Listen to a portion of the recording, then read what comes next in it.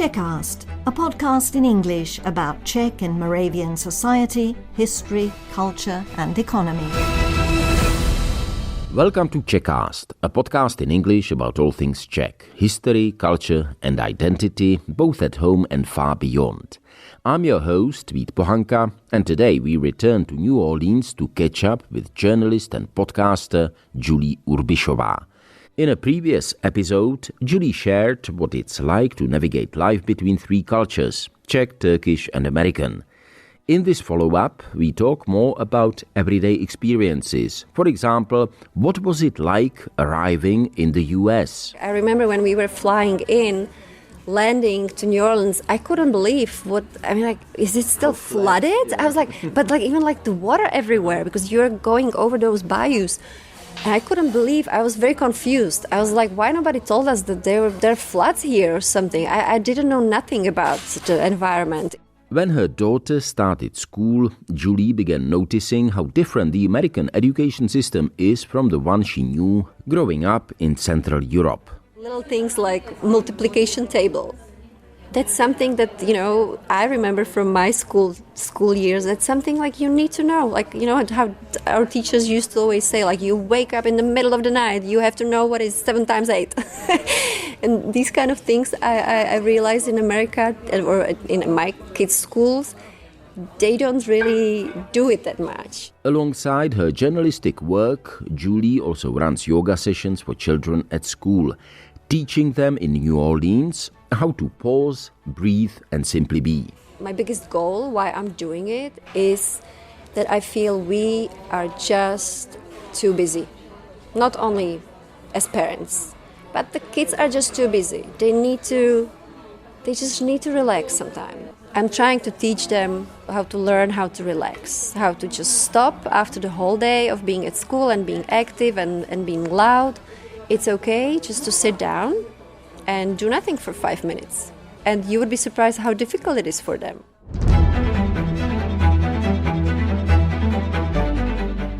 Czechast, a podcast in English about all things Czech.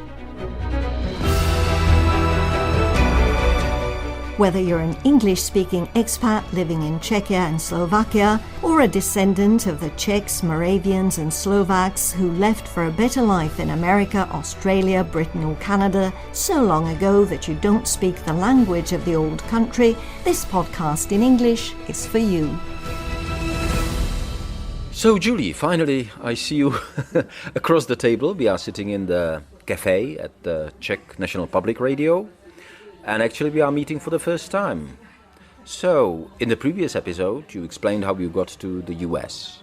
Let me ask you, and perhaps reiterate a little bit, why New Orleans? Why not some other American city? So, hello again. So, I studied in Prague in Charles University, and it was very easy. I wanted to go to study abroad. I originally wanted to go somewhere in Europe, but I realized that most of the programs available at that time were in German language. So I was kind of, I need something in English. And you were studying anthropology, right? Yes.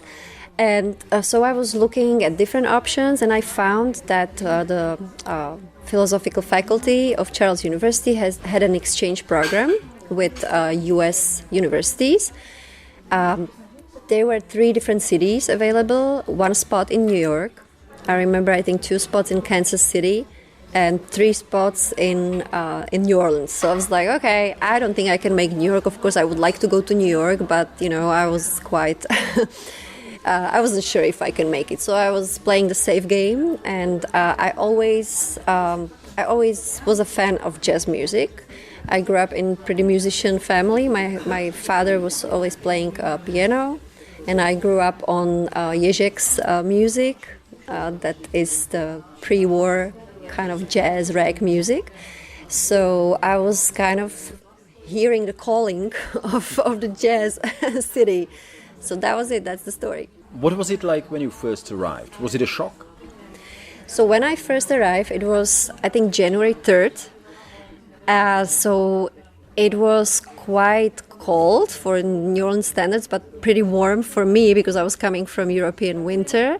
And I never forget the first moment when I left the New Orleans airport.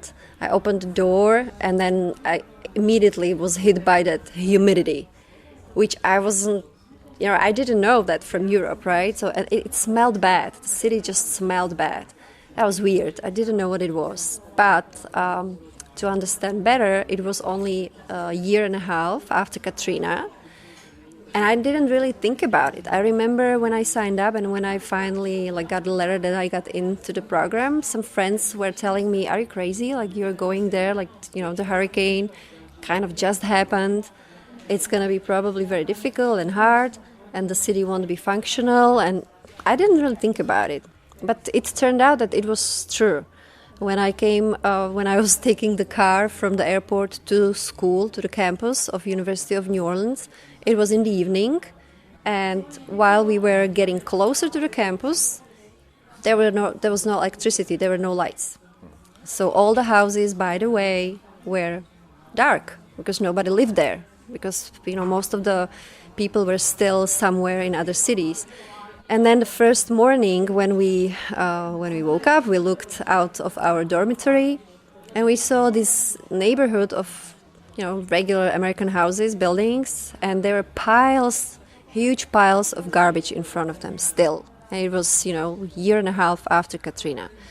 So that was the first feeling of America. Of course, we were questioning what are we doing here? So it was quite shock, yeah.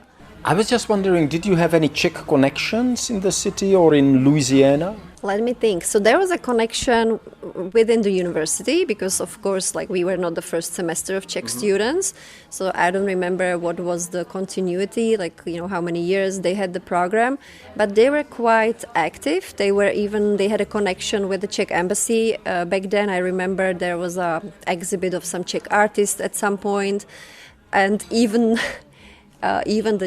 back then, Czech President Václav Klaus came to visit while I was there. It was just coincidence. Didn't we meet there, actually? No, there was probably another colleague back then. That was 2007. I came in 2008. Okay, so yeah, because they were reporters and the Czech radio reporter was there too. I remember that. So there was quite connection. Václav Klaus came to New Orleans? Yes, he came to New Orleans for some business trip, I don't know, with some ambassador.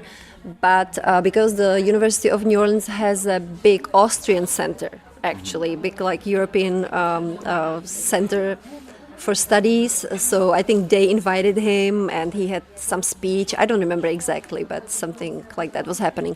So the community in New Orleans, the Czech community in New Orleans is not so big. So it's not like in other cities, like in Chicago or New York, where I think whenever you go to New York, whenever you're homesick, you can always go to the Czech Center and you can see some Czech movie or hear some Czech music. It wasn't that case in New Orleans. I have to admit personally that when I first came to the United States, my plan wasn't so much look, for the Czech compatriots, I wanted to experience America. This is not to say that I didn't go to Cedar Rapids, for example, in Iowa.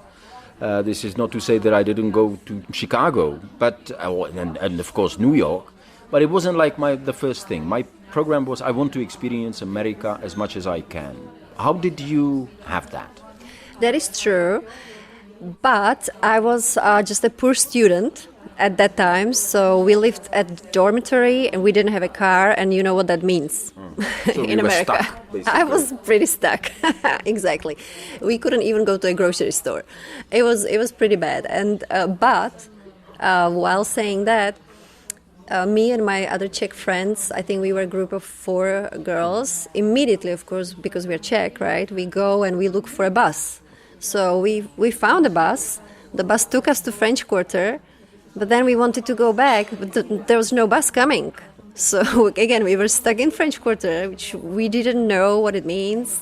People started looking at us, do you guys need help? Because literally we were at the bus station probably for an hour and a half. But it's not like that anymore. But again, This was still... After Katrina, really nothing was working. Like it was, there was a timetable schedule, but like it wasn't working. So we had quite experiences like that. That later on we had our official orientation at the university when they told us, okay, specifically for Czech students, you don't walk in the streets by yourself. You don't wander around. This is not Prague. This is not a safe neighborhood. You just don't do it. That's it. So we had to, of course, learn a lot of things like that. And later on, I was able to explore more. But what I want to say is that, I wanted to explore America in general, but I realized that New Orleans is a completely different world. That's not very typical America. We will get to that. But when did the moment come that you decided to stay? Obviously, you came for a limited period of time, and then I suppose you started returning. How did that develop? So I was there for my studying only for 6 months. I think that's how the program. I think that basically was the one length. semester. One semester, yes. And I came back to Prague because I had my job here. I worked for the Czech TV back then, so I didn't really have planned to go back to US. But I mentioned before that I met my future husband. So we had a long-term relationship for some time, and then we realized we don't want to do that. So eventually I came back to US, and we decided. And you mean you had a long-term but distance relationship, yes, and you wanted to be together, basically. Yes. And I was always thinking, what can I do? Because I was still I didn't finish my studies yet, so I had to keep going back and forth. But New Orleans actually opened really great options of studying for me too, because as I studied anthropology, we had a bunch of classes on, let's say, folk architecture or music, so I used actually a lot of New Orleans theme for my school back in Czech. So I was, for example, I remember I wrote a paper on Creole architecture. Mm-hmm. I studied the songs of Cajun music with the French connection and stuff like that. So it was very interesting. You just mentioned Cajuns, and I find that story fascinating. If you can just briefly explain who they were and what's left of their culture. Because it's still kind of vibrant, isn't it? Yes, it is.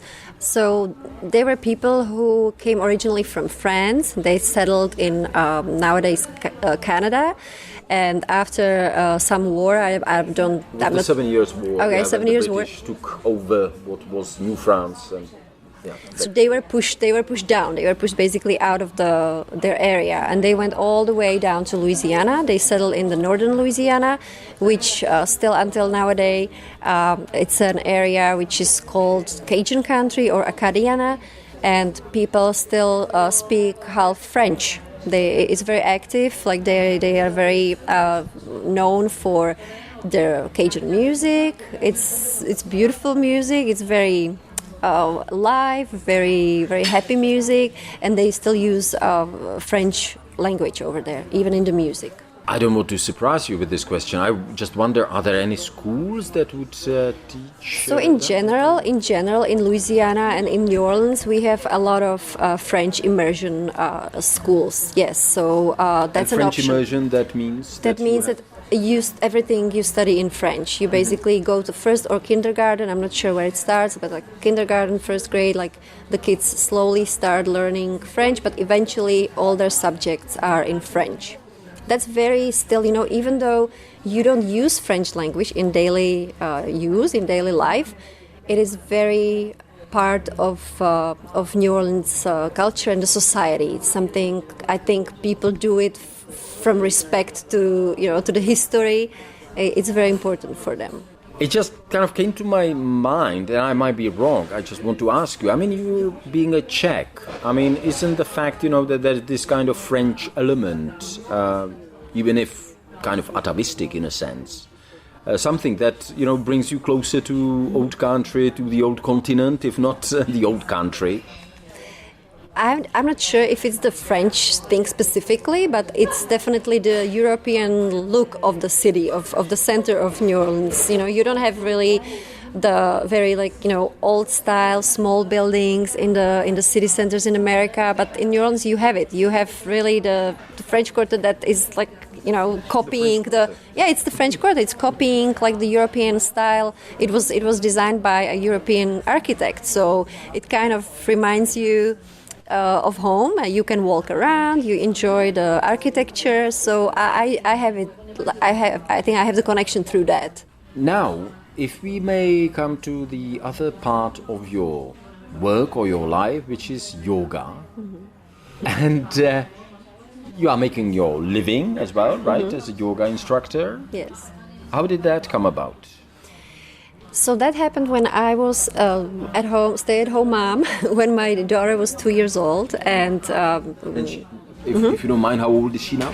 She's 13, yeah. So that was some 10 years ago.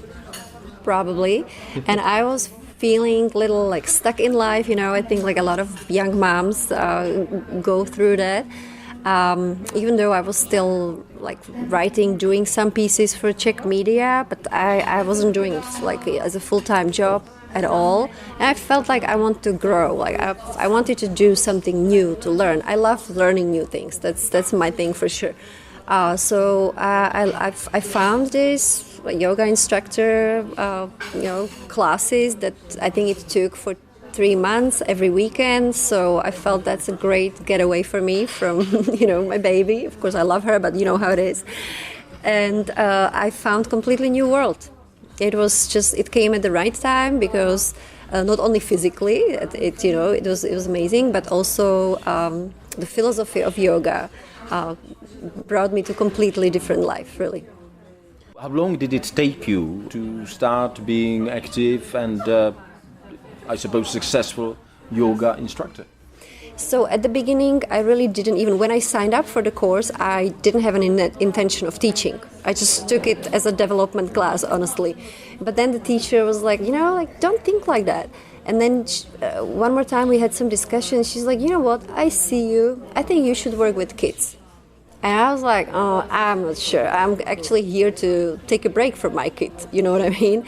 And later on, maybe 2 years later, I started thinking about it.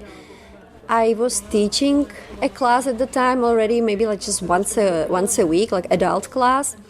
But I didn't like it too much, honestly. I kind of started feeling the calling of like really working with the children. So it just started as an experiment. I offered a yoga class to my daughter's school because as you would probably agree, like not only American parents nowadays, it's even like that in Czech Republic, that parents need kids to be, active even after school. They want them to stay at school and have their hobbies at school, so they don't need to keep driving them around and stuff. So the school liked the idea. We opened a class. That was, I don't know how many years ago. Like she was, I think, 4 years old. Like that was when she started to school already. And it was good. I liked it. I enjoyed that the kids were, learning something completely different. And I had really good reactions, not only from the kids, but from the parents. Of course, after that, COVID came, so I had to stop doing it. And then I got back to it. And I can tell that I kind of studied a little more because I was never a teacher, right? I never studied children's psychology or whatever to do with children. Teaching methodology. Yes, exactly. And I have to admit that I struggled sometimes, being a teacher, suddenly having a 4 or 5 year old kids in the classroom. And I remember my first class was Friday afternoon. And the teachers were always looking like, oh my gosh, that's the worst idea. Friday afternoon, all kids are just ready to go home. I mean, we believe this is really difficult time for you. So, I educated myself more and more, even in that. I try to understand, there are some teachers' tricks I'm learning. And right now, I think my class looks completely different than if you come to the class 10 years ago. And it's very fulfilling for me because those kids... I think I think my biggest goal why I'm doing it is that I feel we are just too busy. Not only as parents, but the kids are just too busy. They just need to relax sometime. And at the yoga class, in my opinion, it's not only the movement and getting stretching and getting like muscles, but to me, I'm trying to teach them how to learn how to relax, how to just stop after the whole day of being at school and being active and being loud. It's okay just to sit down and do nothing for 5 minutes. And you would be surprised how difficult it is for them. The challenges of the yoga class are not to make the perfect tree pose, but it's for them to lie down and do nothing for 5 minutes. And I see longer I have it, like more experience I get, I realize their favorite part of the 45 minutes class is the last 5 minutes of the class when I literally turn off the light, I play some meditation music, I tell them to lie down on their belly, and I offer them to do a little massage on their back. And really, like maybe after first 2 weeks of school year, they really learn. And first thing they ask me is like, Miss Julie, are you going to do the massage today? That's the thing that they're looking forward to most.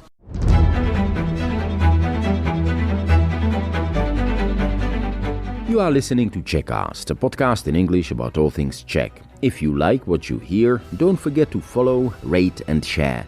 Now back to the conversation with Julie Urbišová, Czech journalist and yoga instructor living in New Orleans. I don't know how much exposure you have to Czech school kids, but since this is Czechast, I would like to ask you, from what you know, do you think there's a big difference between the kids and how they, accept and how they kind of operate in a school surroundings, be it even in yoga classes, in the US as compared to Czechia? I'm always very careful with the comparisons because it depends. You cannot generalize. Like every school is different. Every generalization yes. can be kind of unjust, to somebody. Yes, but but I do have experience, of course, with Czech schools too. And I'm always trying to, even when I'm talking to my Czech friends here, they ask me, obviously, how is it in America? And then when I go to America, my American friends ask me, how is it in Europe? So I always try to explain them, the positives and the negatives, because they're both in both systems. But in general, I think what I love about American schools, and I think we talked about it a little last time, is that they really teach the children how to be confident, how to believe in themselves, how not to be scared of asking a question. If I don't understand something, they just ask automatically. They don't even think about it. But when I'm talking to my Czech friends, and what I remember, but again, of course, times are changing, but I still, when I come here and because my daughter goes to Czech school too sometimes, and when I see the Czech kids, I feel a lot of times that they're very shy, they're more quiet, they're probably more polite at first look. But American kids are definitely, they tell you what they think, they're not scared to tell the opinion, they know how to use arguments, they just think this is something normal. So that's I think the observation, that's the biggest difference. So it doesn't seem to be very favorable for the Czech. Okay, let's start saying good things about Czech system, okay? Because my experience, every school is different. We just talked about it the other day with my American friend who was actually visiting Prague from New Orleans, and she's a teacher in public school. So we just started talking about it, and I told her what I miss in America. What I miss in America sometimes is I feel they have just too much fun at school. I love it. It's great. They feel welcome. It's very comfortable place for them, for kids to hang around. But I feel they are not really being prepared for certain situations. In Czech, I think we are still more strict about some rules. Okay, this is the time when we are quiet. We just don't discuss it about it, But in America, they will discuss. They're what do you mean we need to be quiet? Why do we need to be quiet? And I know it from my daughter, like she's in 7th grade, and I'm always like, when she tells me stories, what's happening in the classroom, I'm like, I don't understand how the teacher first survives it and how she lets this happen. It's just not possible. But, you know, another thing is, for example, like little things like multiplication table. That's something that, you know, I remember from my school years. That's something like you need to know. Like, you know, how our teachers used to always say, like, you wake up in the middle of the night, you have to know what is 7 times 8. And these kind of things I realized in America or in my kids' schools, they don't really do it that much. They're like, okay, whatever, like you can use the, you know, sheet or... I was really surprised, like when she was studying. What was it? There was převody jednotek. How do we say? Conversion of unit conversion. Okay, so you know, we don't obviously like centimeters, millimeters. But they were also studying these little, and then of course, American system is so much more complicating, right? Like ounces and things. And that was a subject at math class. And then she was like, oh, we have tests on that. And I'm like, okay, well, did you memorize it? She's like, what do you mean? Why would I memorize it? I mean, we can look in our textbook, you know. I'm like, what kind of test is this then that you don't need to... Then, I mean, you're going to cook one day and you have to look in your textbook to know. You understand? So these kind of things still surprise me that, you know, it's kind of... It's weird for me. I'm not saying if it's good or bad. But to me, it's just weird that, to me, some things like should be memorized because it's gonna help you later on.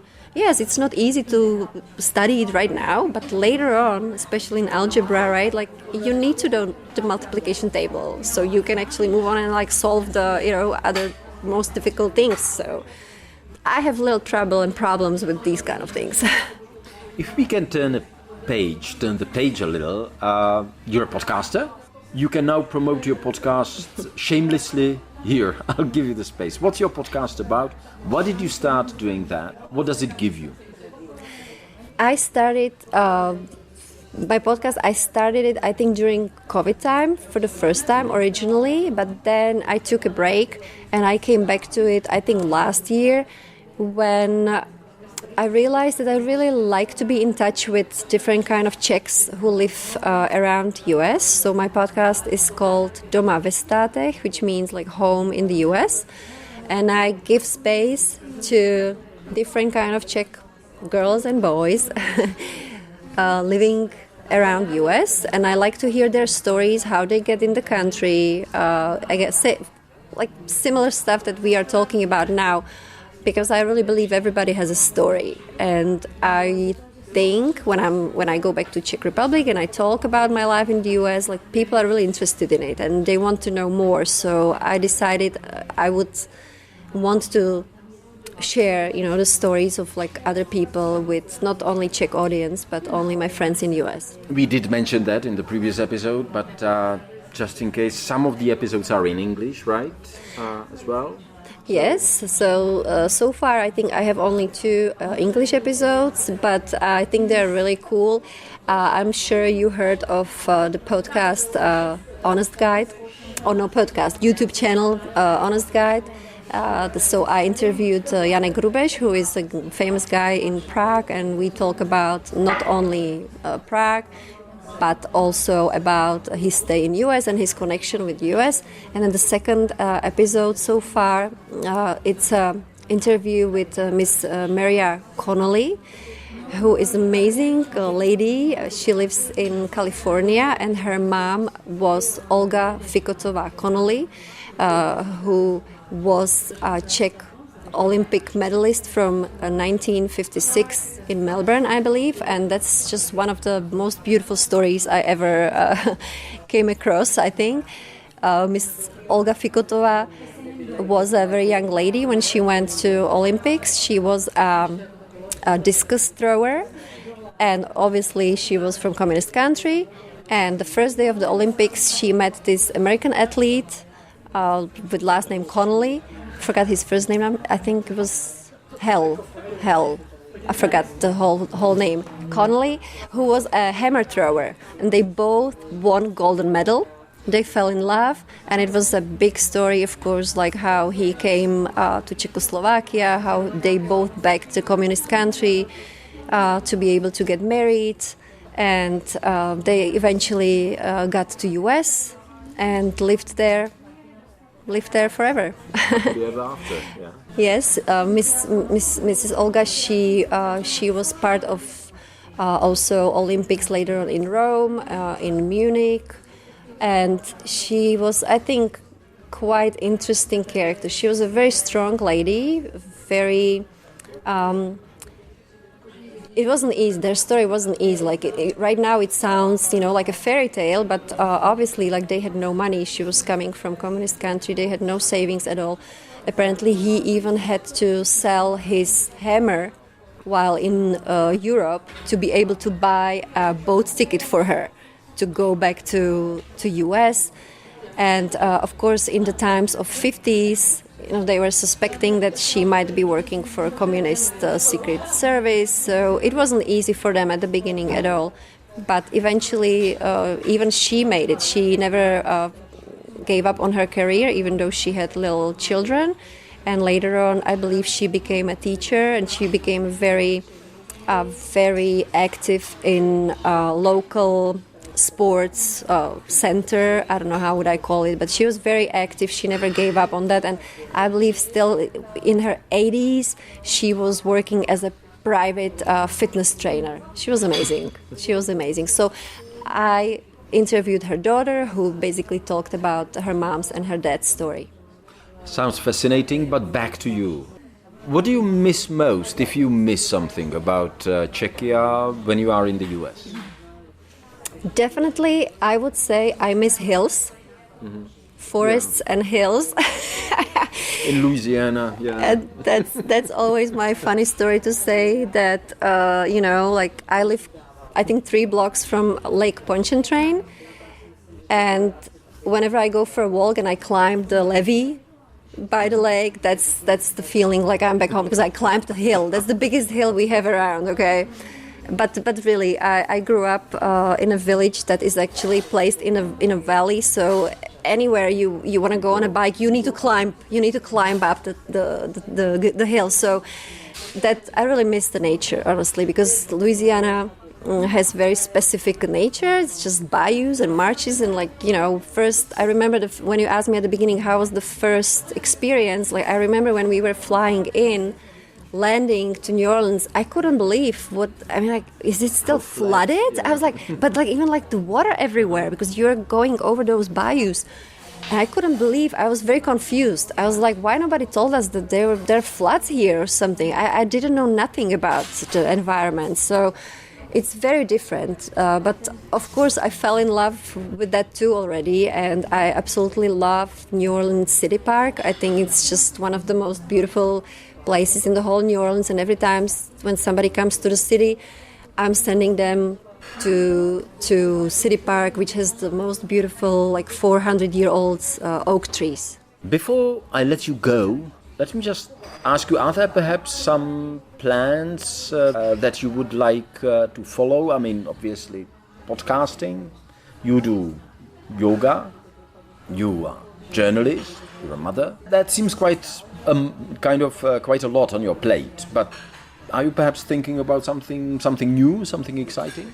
Yes, actually, I also work for this non-profit organization based in Prague that is called Paměť národa, or Memory of the Nations. So I absolutely enjoy listening to stories, obviously, and we collect oral history of people living all around US and who actually came to United States as immigrants during communism, or still after Second World War, or after 1968. So that's what I keep doing. I have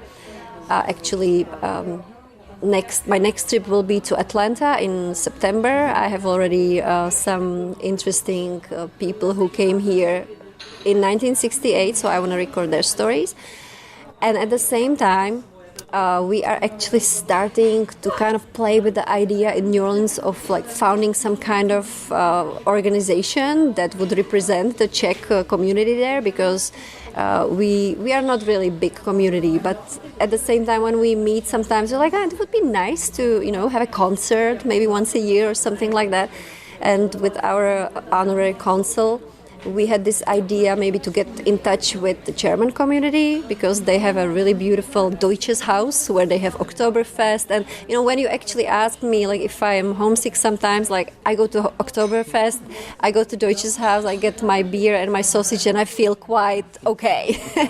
So we got in touch with the Deutsches Haus people, and they seem to be happy about the idea to, present the Czech and Slovaks also.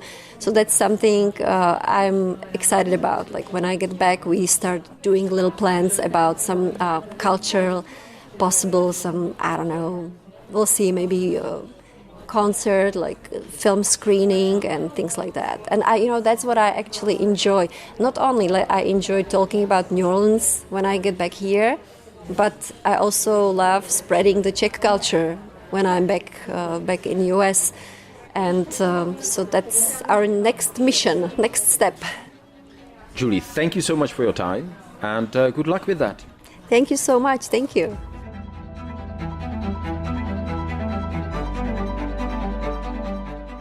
That was Julie Urbišová speaking to me about New Orleans and parenting, identity and learning, among other things.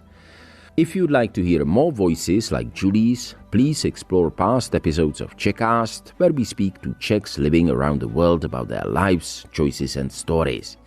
And if you are at it, check out our sister podcast, Prague Off the Beaten Track, where I explore lesser-known corners of the Czech capital with deep history and unexpected charm. I'm Vít Pohanka, thanks for listening, and until next time, stay curious and naslyšenou.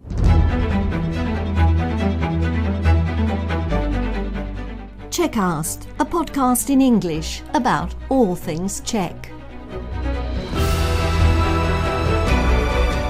Whether you're an English-speaking expat living in Czechia and Slovakia, or a descendant of the Czechs, Moravians and Slovaks who left for a better life in America, Australia, Britain or Canada so long ago that you don't speak the language of the old country, this podcast in English is for you.